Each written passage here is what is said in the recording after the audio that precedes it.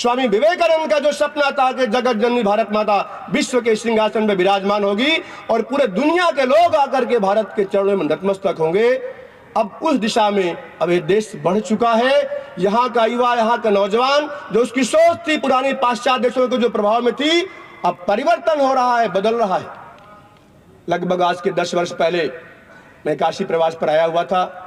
उस समय का प्रसंग था 14 फरवरी, वैलेंटाइन डे था।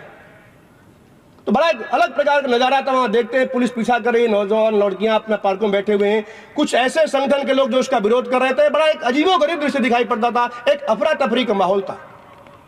अरे वैलेंटाइन डे का भूत कितना सवार था उस कैंपस के अंदर, समाज के अंदर भी था।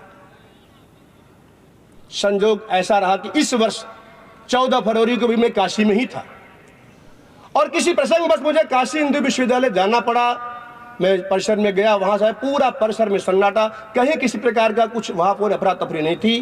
एक 25-30 नौजवान आए थे, भाई साहब हमें कुछ दे दीजिए, किस पे बैनर लगाना। किसका बैनर?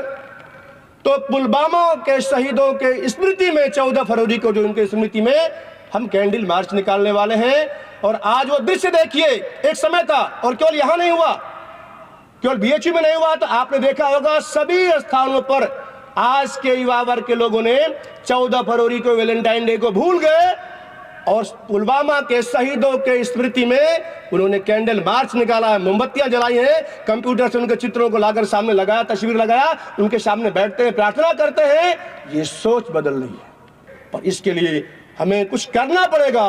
अपने जीवन के अंदर कुछ मूल्यों को जोड़ना पड़ेगा, अपने घर परिवार समाज में उन मूल्यों को स्थापित करना पड़ेगा। आप उस दिशा में आगे बढ़े।